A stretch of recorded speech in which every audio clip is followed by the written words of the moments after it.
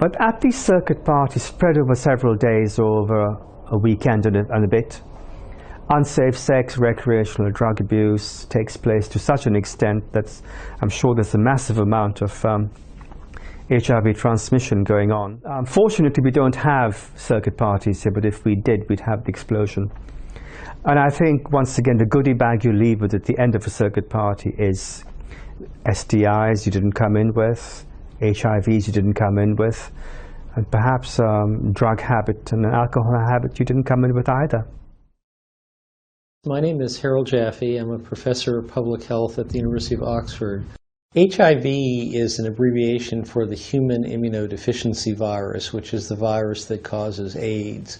We know it's transmitted primarily sexually by exposure to blood and from mother to child.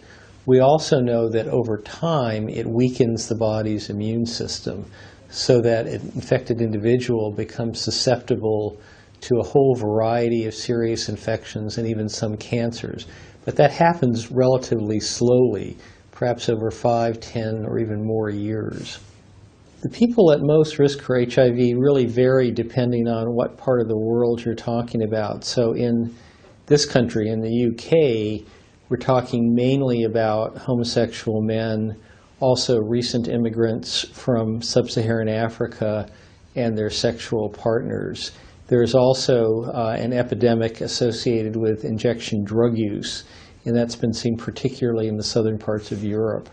One of the great difficulties about HIV is that most people who have it don't know it. They have no symptoms at all.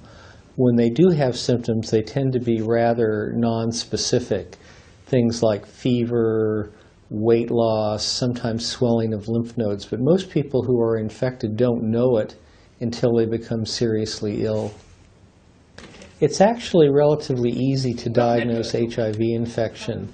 There are a number of different blood tests available to do this. There are some tests where you can get an initial result just in maybe 20 minutes, and it's possible to diagnose it in a single visit to a doctor's office. Certainly anyone at risk should be tested, and in this country that would certainly include men who have sex with men.